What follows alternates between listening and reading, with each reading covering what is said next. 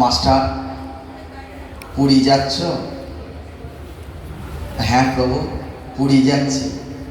ও, আমি পুরীর জগন্নাথ, জানো তো? পঞ্চবটিতে বলছেন আমি পুরীর জগন্নাথ। আমার তো পুরীতে গেলে শরীর থাকবে না, তাই আমার পুরী যাওয়া যাবে না। তুমি পুরী যাচ্ছ তো, জগন্নাথকে একটু আলিঙ্গন করে এসো। মাস্টারমশাই শুনে নিয়েছেন, আলিঙ্গন করবেন অত সহজ? এমনি পুরীতে আমি একবার গিয়েছিলাম, আপনারাও গেছেন সকলেই প্রায়। একটা ঠেলাঠেলি হয়, ঠেলাঠেলি হয়নি তার মানে জগন্নাথ দর্শন হয়নি। তার ঠেলাঠেলি মানে হচ্ছে ওই ঠেলাঠেলিটা একটা ভগবত ভাব আছে, যে আপনাকে প্রভু দর্শন করতে দেবে না, মানে ভগবানের দিকে যেতে দেবে না এই জগৎ, আর আপনি জগন্নাথকে দর্শন করবেন। ওই বাধা বিপত্তি কাটিয়ে একটু যাওয়া, এইটি ওর অংশ। তবে এই ভাবটিতে পাণ্ডা এবং ওখানকার লোকজনেরা সাহায্যও করে। এত বেশি ঠেলাঠেলি করে অনেকে বেরিয়ে আসে, ছবিতে থেকে চলে আসে, কষ্ট হয়, শ্বাসকষ্ট হয় অনেকে। সেক্ষেত্রে আমাকে একজন মা বললেন যে মহারাজ, আমি তো পুরী যেতে পারছি না, আমি তো হাঁটতে পারি না, তাহলে আমার জগন্নাথ দর্শন হবে না। আমি বললাম, কাছাকাছি কোনো ঠাকুরের ছবি আছে? হ্যাঁ, একটু তাকান। হ্যাঁ, তাকিয়েছেন, জগন্নাথ দর্শন হয়ে গেল। বিশ্বাস, বিশ্বাস, শুধু বিশ্বাসটা এই জায়গায় নেই যে ঠাকুর বলেছে বলে, বিশ্বাসটা এই কারণে আরো বাড়ছে, বেড়ে গেছে। যদি আমরা গ্রন্থগুলো দেখি, একদম টাটকা দেখিয়েছে।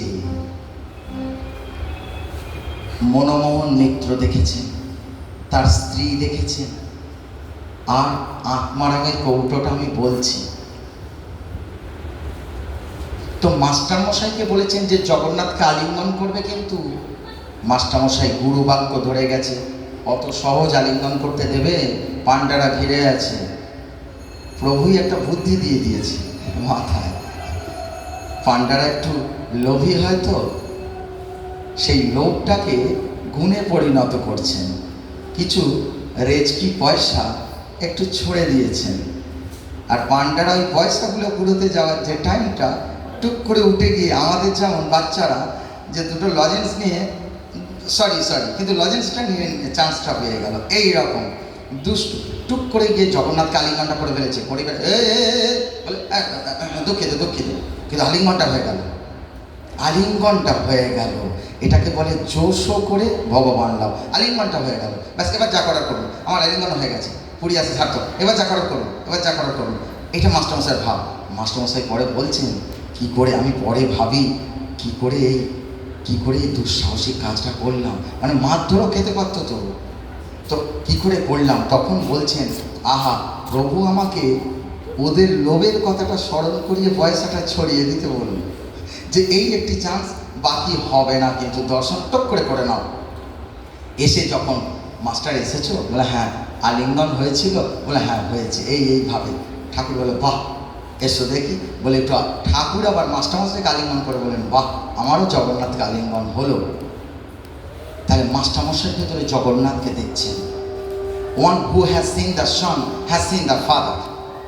পুত্রের মধ্যে দিয়ে পিতাকেই দর্শন হচ্ছে, কি অপূর্ব না? আবার যার জন্য শ্রীমা ঠাকুরের ছবি নিয়ে গিয়ে জগন্নাথকে দেখালেন, কারণ ওখানে গেলে দেহ থাকবে না। গয়া পুরীতে গেলে ঠাকুরের দেহ থাকবে না, বিশেষ উদ্দীপন হয়, বিশেষ উদ্দীপন। আরেকটি কি, স্বামীজি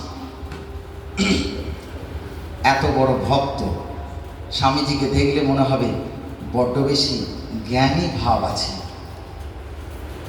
জ্ঞানী বিবেকানন্দকে জানতে জানতে যখন ভক্ত বিবেকানন্দ আবিষ্কার হবে, তখন দেখবেন এরকম ভক্ত দুর্লভ নয়, এরকম ভক্ত একজনই হয়। বাকি সবাইকে একটা তালিকায় রেখে বিবেকানন্দ চলে আসবে দিকে। এমন ভক্ত যে তার প্রভুকে